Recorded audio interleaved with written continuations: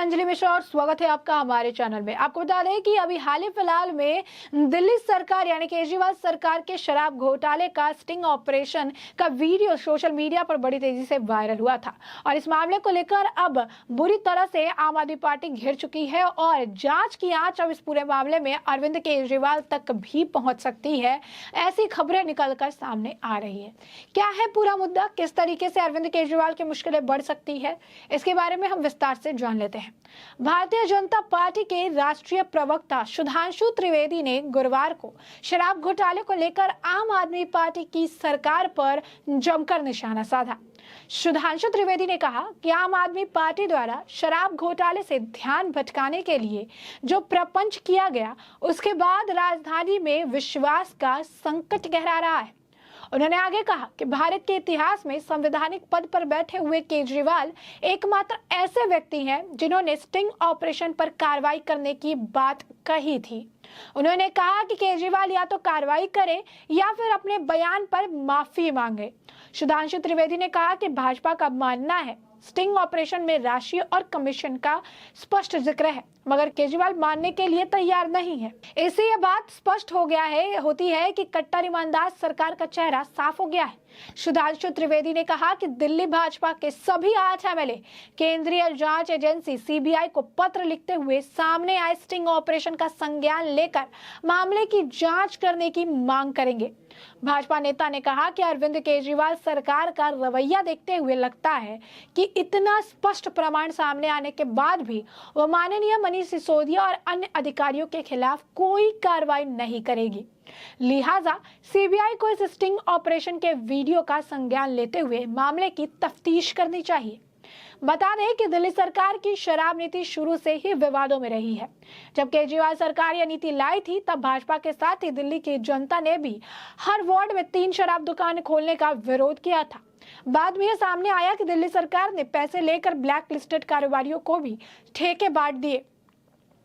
इसके साथ ही शराब माफियाओं को अनुचित लाभ पहुंचाने के लिए जानबूझकर सरकारी खजाने का नुकसान होने दिया।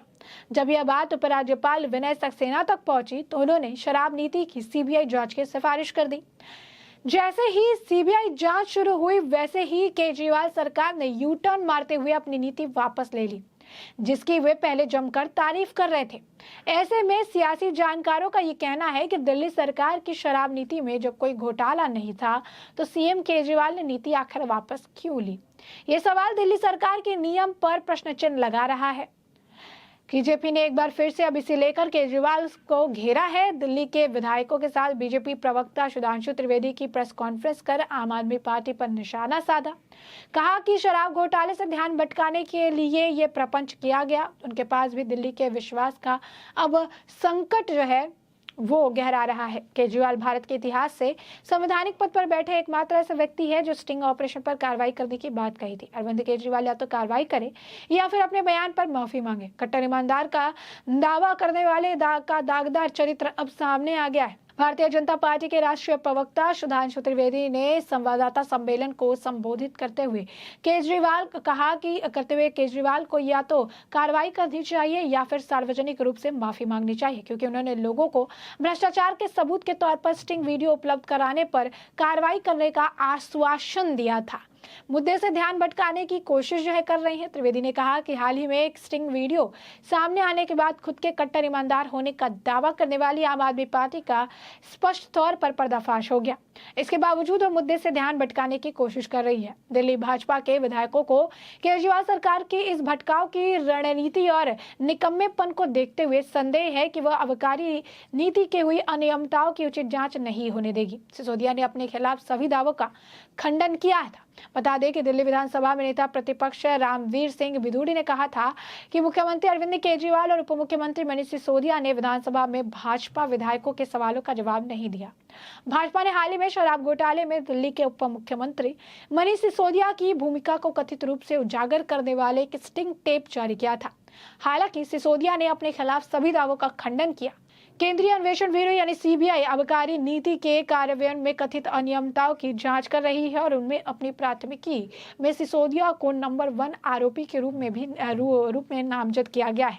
अब ऐसे में आप देख सकते हैं सुधांशु त्रिवेदी का यह बड़ा दावा है अरविंद केजरीवाल तक जांच की आंच पहुंच सकती है। तो आने वाले वक्त के साथ स्पष्ट होगा कि अरविंद केजरीवाल की मुश्किलें कितनी ज्यादा बढ़ने वाली है, क्योंकि ऑलरेडी अरविंद केजरीवाल और उनकी पत्नी पर टैक्स चोरी घोटाले मामले को लेकर शिकंजा कसता नजर आ रहा है और सवालों के घेरे में अब वो आ चुके हैं, जहां पर उन्होंने हरियाणा में एक 3 फ्लैट उन्होंने बेचे जिसका तकरीबन दाम उन्हें 4 करोड़ के आसपास मिला है और उसको उन्होंने दिखाया महज 72 लाख रुपए की लागत, जिसे लेकर भी सवाल करे गए। स्टैंप चोरी का जो मामला है वो आया है, आयकर आपको बता दें कि टैक्स चोरी का मामला है और इसे भी लेकर वो सवालों को घेरे में है। और अब स्टिंग ऑपरेशन को लेकर भी अरविंद केजरीवाल की मुश्किलें या यूं कहिए कि पूरी आम आदमी पार्टी की मुश्किलें अब बढ़ती नजर आ रही है। ऐसे में आपको बता दें कि जिस स्टिंग ऑपरेशन की बात की जा रही है, दरअसल भाजपा की तरफ से एक स्टिंग ऑपरेशन का वीडियो वो साझा किया गया था, जिसमें साफ तौर पर जो व्यक्ति है जो बात कर रहा है उसने अरविंद केजरीवाल और मनीष सिसोदिया की पोल खोल दी थी। उसे पता नहीं था कि एक वीडियो शूट हो रहा है, लेकिन उसने बताया कि किस तरीके से ठेके खोलने के बाद वो बर्बाद हो गया, किस तरीके से टेंडर दिया गया,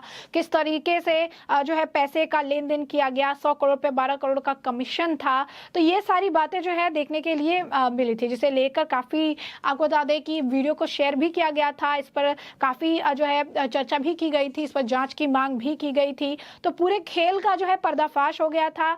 सनी मरवा आबकारी नीति में कथित घोटाले से जुड़े मामले में आरोपी भी था, जो कि वीडियो में देखने के लिए मिल रहा है, जिसके बाद बीजेपी की तरफ से बड़े आरोप लगाए गए थे। बता दें कि संबित पात्रा ने भी इस मामले में कहा था कि नई शराब नीति से जो लूट मची हुई थी उसका आज खुलासा हुआ है।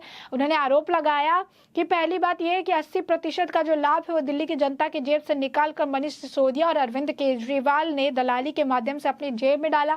फिर पात्रा ने आगे कहा कि दूसरी बात यह है कि उन्होंने अपना कमीशन रख लिया और उसके बाद दिल्ली की जनता के साथ जो करना है करो, ये छूट ठेकेदारों को, अपने मित्रों को और केजरीवाल सिसोदिया ने दे दी।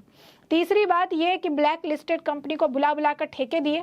बीजेपी प्रवक्ता ने यह भी कहा था कि चौथी बड़ी बात यह है कि पूरे मामले में व्हाइट मनी को ब्लैक मनी में कन्वर्ट करके केजरीवाल और सिसोदिया जी तक पैसा पहुंचाया जाता था। साथ ही उन्होंने एक कोट करके भी बताया कि अरविंद केजरीवाल जब मुख्यमंत्री बने थे तब उन्होंने ये कहा था कि देखो जी, अगर कोई भ्रष्टाचार करे तो आप उसका स्टिंग कर लेना, उसकी रिकॉर्डिंग कर लेना और हमें भेज देना, हम सच दिखा देंगे। आज इस प्रेस कॉन्फ्रेंस के माध्यम से जो हम दिखाने वाले हैं उसमें स्टिंग मास्टर का स्टिंग हो गया है। और अब अरविंद केजरीवाल क्या करेंगे, इसको बीजेपी प्रवक्ता संबित पात्रा के अलावा बग्गा ने भी, तजिंदर पाल सिंह बग्गा ने भी इसे शेयर किया था।